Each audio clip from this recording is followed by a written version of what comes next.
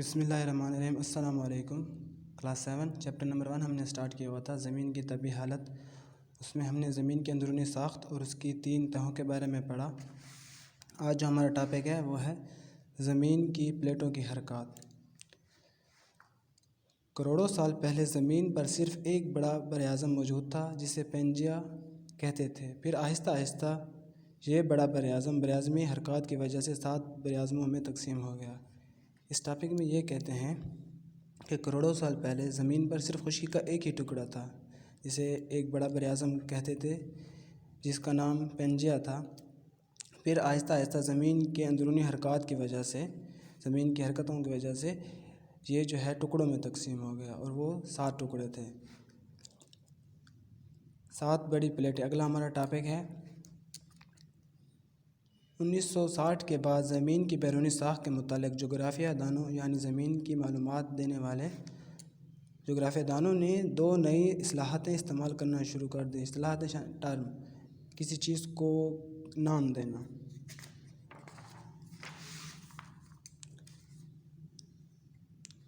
ज़मीन की बलाई तह और मेंटल के ऊपर वाले ठोस हिस्से को लिथोस्फीयर और नीचे चट्टानों के नरम तह को एस्थेनोस्फीयर कहा जाने लगा।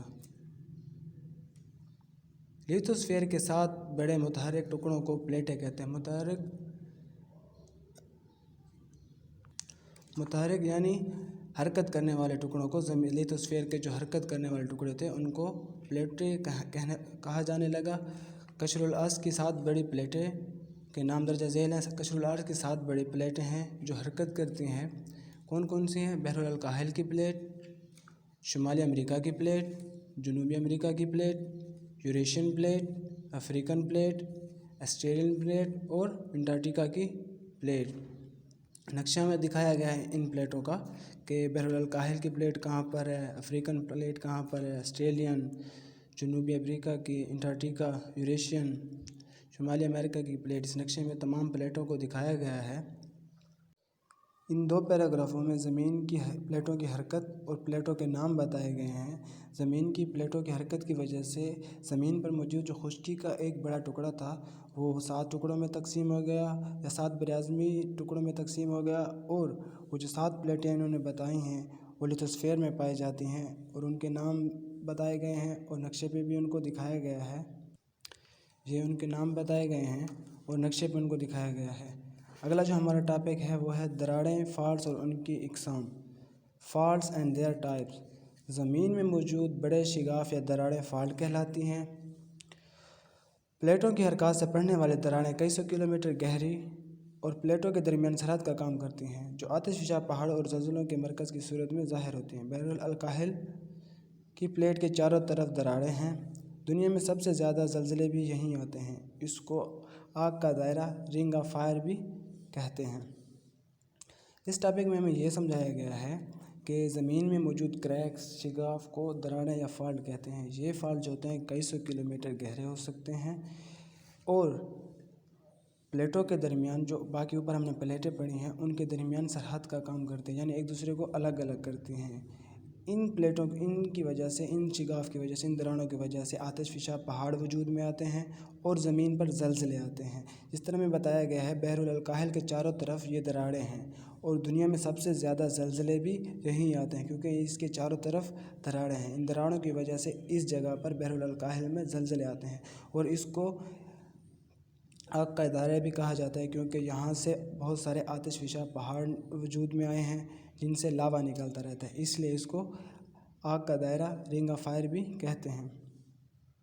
अमूमन जो ये फॉल्ट होते हैं ये 3 किस्म के होते हैं, जैसा कि normal fault, transform fault, reverse fault. Normal fault से शुरू करते हैं। जब कशरुल अर्ज़ के टुकड़े मुखालिफ सिमत में हरकत करते हैं तो ये नॉर्मल फॉल्ट कहलाता है। लावा ज़मीन के कमज़ोर हिस्सों से बलाई तहों के हटने से बाहर निकल आता है और आतिशफ़शानी अमल शुरू हो जाता है। इसमें हमें यह बताया गया है कि ज़मीन की जो कशरुल अर्ज़, ज़मीन की जो तह है वो मुखालिफ सिमत में ज़मीन का कुछ हिस्सा इस तरफ मूव करता है और कुछ हिस्सा इस तरफ। इसके हटने से ज़मीन में क्रैक्स पड़ जाते हैं या फॉल्ट पड़ जाते हैं। جن کی وجہ سے لاوا جو ہے زمین سے باہر نکلتا ہے اور آتش فشانی عمل یعنی وہاں سے لاوا نکلنا شروع ہو جاتا ہے۔ دوسری ہمارے پاس قسم ہے ٹرانسفارم فالٹ۔ جب پلیٹوں کے ٹکڑے آگے پیچھے حرکت کرتے ہوئے رگڑ کھاتے ہیں تو یہ ٹرانسفارم فالٹ کہلاتا ہے۔ اس فالٹ میں اوپر یا نیچے زمین کا کوئی حصہ حرکت نہیں کرتا۔ اس ٹاپک میں ہمیں ٹرانسفارم میں یہ بتایا گیا ہے کہ یہ دونوں جو ہیں مخالف سمت میں اس طرف اور اس طرف حرکت کرتے ہیں اور آپس میں رگڑ کھاتے ہیں اور ان کی وجہ سے فالٹ یا کریکس جو بنتے ہیں ان کو ٹرانسفارم فالٹ کہتے ہیں۔ اس میں یہ جو ہے اوپر یا نیچے حرکت نہیں کرتے، ایک دوسرے کے آگے پیچھے رگڑ کھاتے ہیں، رگڑ کھاتے ہوئے کریکس بناتے ہیں یا فالٹ بناتے ہیں۔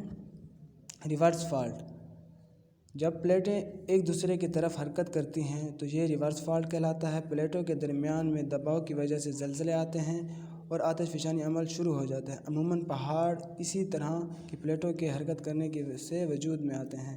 اس میں یہ بتایا گیا ہے کہ دونوں جو پلیٹیں ہیں وہ ایک دوسرے کی طرف ہی حرکت کرتی ہیں جن سے یہ آپس میں ٹکراتی ہیں، زلزلے آتے ہیں اور آتش فشانی عمل یعنی یہاں ان میں سے کریکس پڑتے ہیں اور کریک میں سے لاوا نکلتا ہے۔